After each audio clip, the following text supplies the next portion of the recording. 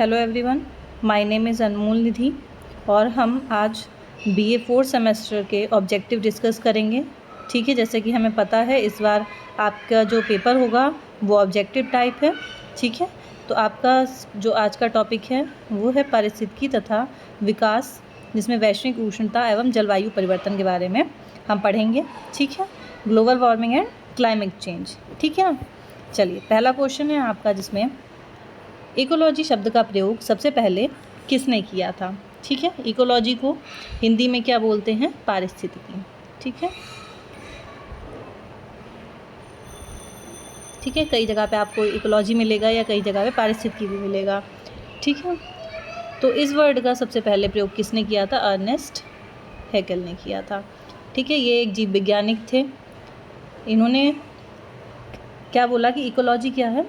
जीव जंतुओं की निवास संबंधी विशेषताओं और उनकी दशाओं को स्पष्ट करना। ठीक है, इकोलॉजी में क्या किया जाता है? जो जीव जंतु जहाँ पे रहते हैं, ठीक है, और जो दशा में रहते हैं उसके बारे में इकोलॉजी में इन्होंने बताया।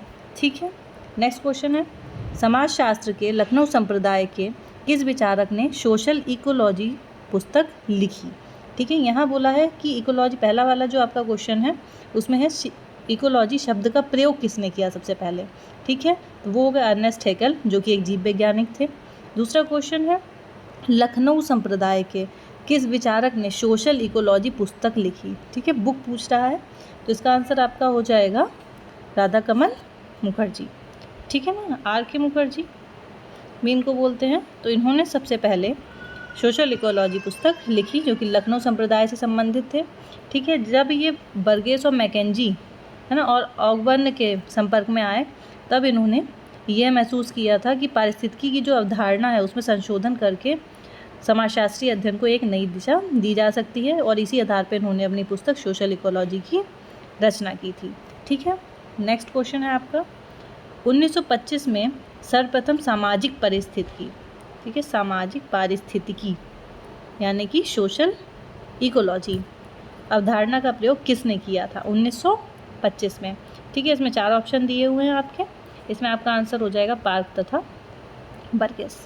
ठीक है, पार्क और बर्गेस ने सन 1925 में सबसे पहले सामाजिक पारिस्थितिकी, अभी हमने क्या पढ़ा था? पारिस्थितिकी केवल, अब इसमें क्या वर्ड यूज़ किया है? सामाजिक पारिस्थितिकी। किसने प्रयोग किया है?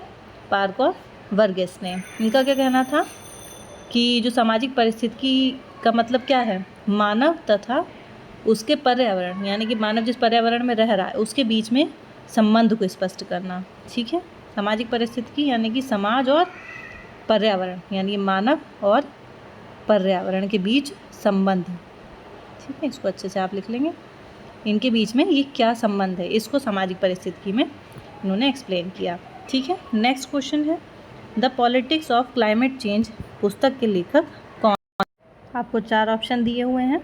ठीक है, इसमें से आपका आंसर हो जाएगा एंथनी गिडेंस। ठीक है, एंथनी गिडेंस ने ये जो बुक लिखी थी the politics of climate change, इन्होंने क्या बोला था कि जो है ना, यानी कि इस पर पॉलिटिक्स हो रही है कहीं ना कहीं, ये जो क्लाइमेट चेंज हो रहा है, ग्लोबल वार्मिंग हो रही है ना, इससे क्या है, समस्याएं बढ़ रही हैं, और इस चीज़ के ऊपर उन्होंने कहा कि लोग क्या कर रहे हैं? राजनीति कर रहे हैं, इसलिए पॉलिटिक्स ऑफ क्लाइमेट चेंज। ठीक है ना, इनका क्या कहना था कि जो आपने देखा होगा कि जो सबसे ज़्यादा पॉल्यूशन है ना, ये सबसे ज़्यादा कार्बन का उत्सर्जन कौन से देश करते हैं? जो विकसित देश हैं। जैसे कि हमारा देश है, क्या है वो? विकासशील देश है, यानी कि अभी विकसित होने की दिशा में आगे बढ़ रहा है, अभी पूरी तरीके से विकसित नहीं हुआ है।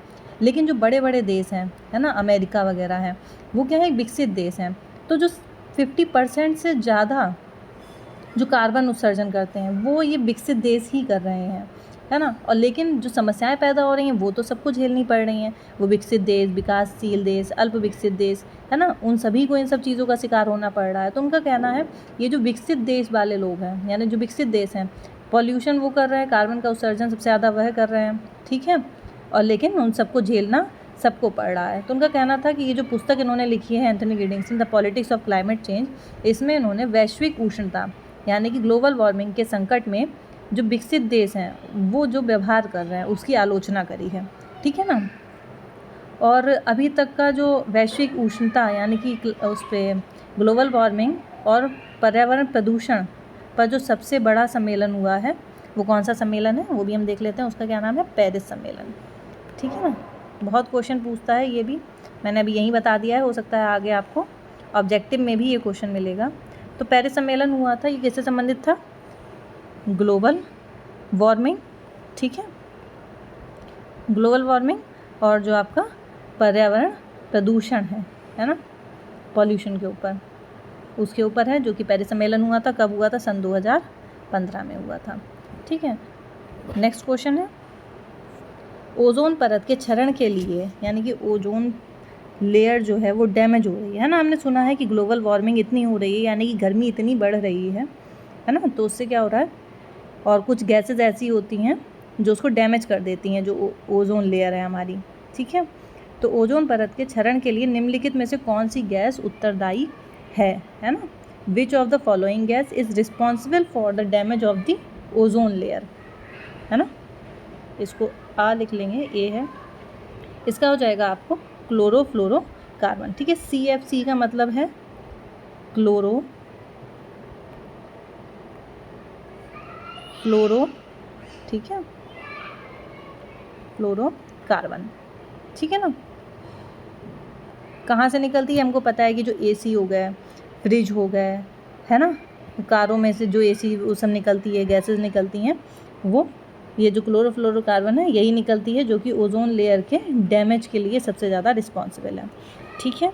नेक्स्ट क्वेश्चन है, और ये क्वेश्चन इंपॉर्टेंट हैं सारे ही, ठीक है। और आपके साथ का अगर कोई भी बच्चा जो कि सेम सेमेस्टर में है ना, 4th सेमेस्टर में, उसको शेयर कर देना ताकि उसको थोड़ी सी हेल्प मिल सके, ठीक है। कई बार हो जाता है कि हमें पढ़ने से ज़्यादा चीज़ें सुनने से याद रहती हैं, है ना, या कोई पढ़ा देता है तो याद रहती हैं, इसलिए उसको शेयर कर देना। और इम्पॉर्टेंट है, बहुत ही इम्पॉर्टेंट चैप्टर भी है ये आपका, और सिर्फ इस एग्ज़ाम के लिए नहीं, ये किसी भी कॉम्पिटिटिव एग्ज़ाम के बहुत इंपॉर्टेंट क्वेश्चन है बच्चों, बहुत पूछे जाते हैं, ठीक है ना। इसलिए मैंने स्पेशली इसके लिए वीडियो अलग से बनाई है आपकी, ठीक है। बहुत अच्छे से पढ़ो और इसको याद करने हैं सारे के सारे, ठीक है। नेक्स्ट क्वेश्चन है आपका, विश्व पर्यावरण दिवस कब मनाया जाता है, ठीक है। हम सभी को पता होगा, बताओ बच्चों कब मनाया जाता है, कमेंट्स में लिखो, किसी को मालूम है तो, ठीक है। आपको 4 ऑप्शन दिए हैं, 28 फरवरी, 5 जून, 4 अक्टूबर, 22 दिसंबर, ठीक है। मुझे लगता है काफ़ी बच्चों को इसका आंसर पता होगा। वर्ल्ड एनवायरनमेंट डे हम कब मनाते हैं? 5 जून, ठीक है। बहुत इंपॉर्टेंट क्वेश्चन है, इसका आंसर हो जाएगा 5 जून। नेक्स्ट क्वेश्चन, भारत में पर्यावरण संरक्षण अधिनियम किस वर्ष पारित हुआ, ठीक है। एनवायरनमेंट प्रोटेक्शन एक्ट, पर्यावरण संरक्षण यानी कि पर्यावरण को बचाने के लिए अधिनियम, ठीक है। एक एक्ट आया जिसमें ये क्या बोला गया कि अब हमें पर्यावरण को बचाना है, उसका प्रोटेक्शन करना है, उसके लिए एक एक्ट आया। कब आया था?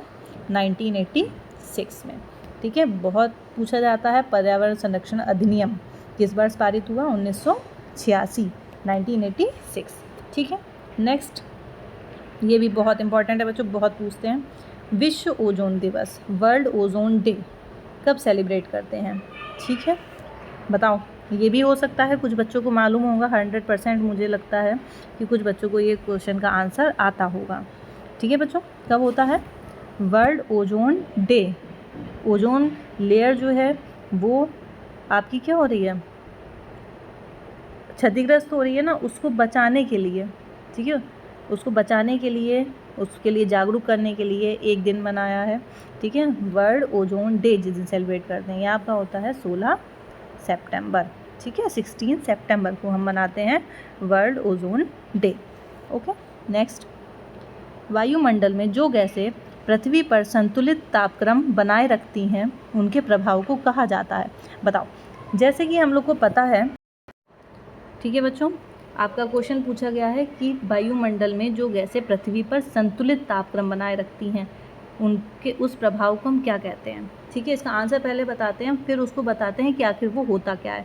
बहुत इंपॉर्टेंट है बेटा, ठीक है। ये जो प्रभाव होता है, ये जो इफेक्ट है, इसे कहते हैं ग्रीन हाउस प्रभाव, ठीक है। और ये जो गैसें पृथ्वी के तापमान को संतुलित रखती हैं उन्हें क्या कहते हैं? ग्रीन हाउस गैसेस कहते हैं, ठीक है। जैसे कि हमें पता है कि भाई कहाँ, ये जैसे कि मान लो ये हमारी अर्थ है, ठीक है, और ये क्या है? आपका सन है, ठीक है। ये मैंने बना दिया आपका सन। अब हमको पता है कि सन से कुछ रेज़ जो हैं वो पृथ्वी तक आती हैं, है ना, तभी तो हमें गर्मी सर्दी ये सारी चीज़ें महसूस होती हैं, ठीक है। तो ये कौन सी रेज़ होती हैं? अल्ट्रावायलेट रेज़, ठीक है। ये अल्ट्रावायलेट रेज़ पृथ्वी तक आती हैं, ठीक है।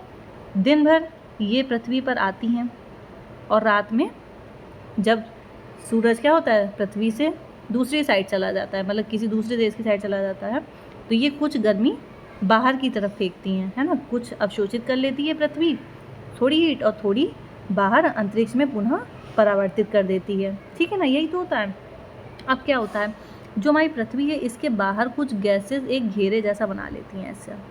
ठीक है, ये गैसेस पृथ्वी के बाहर एक आवरण सा बनाए रखती हैं। ठीक है ना, ये एक गैसेस से बना हुआ होता है, कोई पर्टिकुलर ऐसी कोई सॉलिड चीज़ नहीं है। ठीक है, गैसेस होती हैं। तो ये जो यूवी रेज सन से अर्थ तक आती हैं, ठीक है, और पृथ्वी को क्या करती हैं, कुछ इसमें से अवशोषित हो जाती हैं। ठीक है, और कुछ जो है पृथ्वी द्वारा वापस ऐसे करके इस पर बाहर पर्यावरण से ऐसे करके ये बाहर भेज दी जाती हैं। ठीक है, कुछ जो हैं 2-4 वो ऑब्जर्व हो गई और जो ऑब्जर्व नहीं हुई वो बाहर दोबारा से परावर्तित हो गई। ठीक है, तो इसमें से लगभग 70% जो होती हैं वो बाहर चली जाती हैं और लगभग 30% जो पृथ्वी का जो ताप है उसको बनाए रखने के लिए आवश्यक होती हैं वो पृथ्वी द्वारा अवशोषित हो जाती हैं। ठीक है, कौन कौन सी गैसेस होती हैं कौन कौन सी गैसेस हैं इसमें, आपकी वाटर वेपर हो गया। ठीक है, मीथेन आप लोग लिख सकते हैं, वाटर वेपर अपने आप लिख लो बच्चों। ठीक है, मीथेन शॉर्ट में लिख देते हैं हम। ओजोन, ठीक है, O3 जिसे बोलते हैं। CO2, ठीक है, मीथेन को CH4 भी कई जगह लिखा हुआ मिल जाएगा। तो ये कुछ ऐसे गैसेस हैं जो पृथ्वी के बाहर एक घेरा बनाए रहती हैं, जिसमें सूर्य के कुछ किरणें तो अवशोषित हो जाती हैं, बाकी की बाहर परावर्तित हो जाती हैं। ठीक है, अब कितना है, पृथ्वी का जो सामान्य तापक्रम है वो कितना होता है, 14 डिग्री सेल्सियस होता है। ठीक है, और जब ये गैसें बाहर नहीं निकल पाती हैं, पृथ्वी द्वारा ही अवशोषित होती रहती हैं, तो उससे ही पृथ्वी का तापमान क्या है वो बढ़ता चला जाता है। यही तो है आपका क्लाइमेट चेंज, ग्लोबल वार्मिंग, इसीलिए तो हो रहा है। क्योंकि अब क्या है, सूरज से किरणें आती हैं, अल्ट्रावायलेट रेज आती हैं, लेकिन वो बाहर परावर्तित नहीं हो पा रही हैं। ठीक है ना, क्योंकि ठीक है, इससे क्या है, हीट बहुत ज़्यादा बढ़ती चली जा रही है पृथ्वी पर। अच्छा, इनको ग्रीन हाउस गैसेस क्यों कहते हैं, जैसे कि जो एरियाज़ ठंडे होते हैं हमारे पृथ्वी पे, जो पोल वाले एरियाज़ हैं, है ना, या जो ठंडे इलाके हैं जहाँ पे कृषि नहीं पॉसिबल है ना। हमारे यहाँ तो भाई चलो ठीक है, नॉर्मल टेम्परेचर रहता है, हम कृषि कर सकते हैं ईजिली से, लेकिन जो बहुत ठंडी जगह होती हैं वहाँ पे कृषि करना आसान नहीं होता। तो वहाँ पे वो लोग क्या करते हैं, उस एरिया के ऊपर कुछ गैसेस का, है ना, ऐसे करके एक घेरा बना देते हैं आर्टिफिशियली, जिससे कि इस जगह पे हीट जनरेट कर दी, और हीट जो है वो बाहर नहीं निकल पाती है, वो इस आवरण की वजह से, गैसेस के इस आवरण की वजह से उसी के अंदर रहती है। तो यहाँ का टेम्परेचर जो है बाकी ठंडे इलाकों की जगह पे ठीक हो जाता है, तो ये कृषि करने योग्य बन जाता है। इसीलिए इसे ग्रीन हाउस, यानी कि ग्रीन हाउस हरी भरी जगह बना देना, है ना, हरा घर बना देना एक तरीके से, अगर हम वर्ड से उसका मतलब निकालें बच्चों। ठीक है, बहुत लोगों को ये चीज़ नहीं पता है कि इन्हें ग्रीन हाउस गैसेस क्यों कहते हैं। ठीक है, तो ग्रीन हाउस कहने का यही रीज़न है कि ठंडे इलाकों में कृषि करने के लिए वहाँ का जो टेम्परेचर है उसको थोड़ा सा बढ़ा दिया जाता है, और ऊपर इन गैसेस का आर्टिफिशियल घेरा बना दिया जाता है, ताकि ये जो गर्माहट है वो उस एरिया से बाहर ना जा पाए। ठीक है, तो वहाँ का टेम्परेचर बढ़ जाता है और वहाँ पे हम कृषि कर सकते हैं। वही चीज़ यहाँ होती है, इसीलिए इस प्रभाव को ग्रीन हाउस प्रभाव कहते हैं। ठीक है, नेक्स्ट है, समझ में आया? नेक्स्ट क्वेश्चन देखते हैं। नहीं समझ में आया बच्चों तो बता देना, ठीक है, दोबारा से एक्सप्लेन कर सकते हैं इसको। नेक्स्ट क्वेश्चन है आपका, इम्पॉर्टेंट है, ग्रीन हाउस प्रभाव की खोज करने वाले वैज्ञानिक का क्या नाम है? ये जो ग्रीन हाउस प्रभाव है इसकी खोज करने वाले वैज्ञानिक का क्या नाम था? जॉन टिंडल। ठीक है, जॉन टिंडल नाम है जिन्होंने ग्रीन हाउस इफेक्ट की खोज की थी। नेक्स्ट क्वेश्चन, ग्रीन हाउस के प्रभाव के कमी होने से निम्नांकित में से कौन सी समस्या पैदा होती है? ठीक है, हमको पता है बहुत अच्छी से, ये जो ग्रीन हाउस का प्रभाव है, ग्रीन हाउस इफेक्ट है, इसके कम होने पर कौन सी समस्या पैदा होती है आपका? बताओ बच्चों, ये तो आप लोग बता सकते हो, थोड़ा सा बताओ जल्दी से, पता है ना? वैश्विक उष्णता यानी कि ग्लोबल वार्मिंग। ठीक है, नेक्स्ट क्वेश्चन है, निम्नांकित में से कौन सी एक गैस ग्रीन हाउस प्रभाव से संबंधित नहीं है? अभी मैंने पिछले क्वेश्चन में आपको सारी गैसेस के नेम लिख के बताए थे, है ना। अब इसमें से बताओ कि कौन सी गैस ग्रीन हाउस प्रभाव से, ग्रीन हाउस इफेक्ट से संबंधित नहीं है। CO2 बताई थी, carbon dioxide green house gas है, मीथेन CH4 ये भी ग्रीन हाउस गैस है, कार्बन मोनोऑक्साइड ये ग्रीन हाउस गैस नहीं है, ओजोन भी बताई थी, ठीक है। और चौथी कौन सी थी? वाटर वेपर, है ना। नेक्स्ट, तो इसका आंसर क्या हो जाएगा बच्चों? कार्बन मोनोऑक्साइड, ठीक है। कार्बन मोनोऑक्साइड एक ग्रीन हाउस गैस नहीं है, ठीक है, ये ग्रीन हाउस के प्रभाव से संबंधित गैस नहीं है। नेक्स्ट क्वेश्चन है आपका, इंपॉर्टेंट है बच्चों, ये भी बहुत अच्छा क्वेश्चन है। भारत में नमामि गंगे योजना किस वर्ष आरंभ की गई? ठीक है, ये आपकी हुई थी सन 2014, ठीक है। 2014 में कौन सी योजना? नमामि गंगे। ये जो है आपकी गंगा नदी के कायाकल्प, है ना, यानी कि वो जो उसमें पॉल्यूशन बढ़ता जा रहा है उसको ठीक करने के लिए, उसका संरक्षण प्रबंधन करने के लिए राष्ट्रीय परिषद द्वारा कार्यान्वित किया जाता है, ठीक है।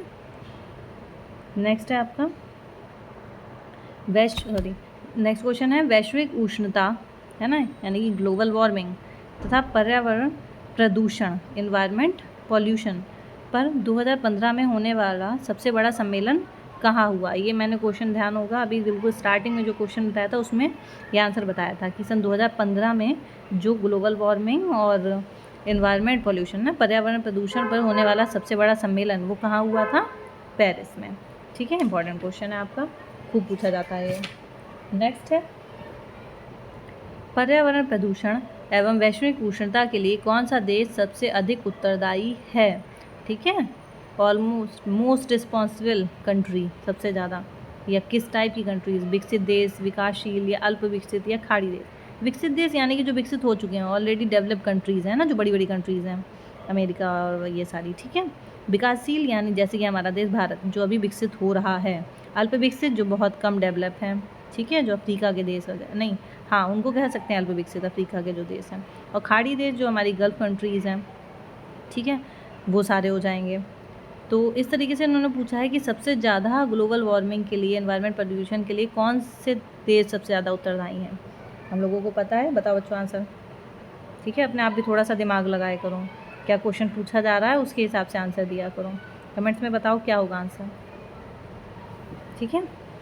इसका हो जाएगा विकसित देश, है ना, हम लोगों ने पढ़ा था जो विकसित हो चुके हैं देश वो ज़्यादा पॉल्यूशन करते हैं, वो कार्बन का उत्सर्जन सबसे ज़्यादा करते हैं, ठीक है।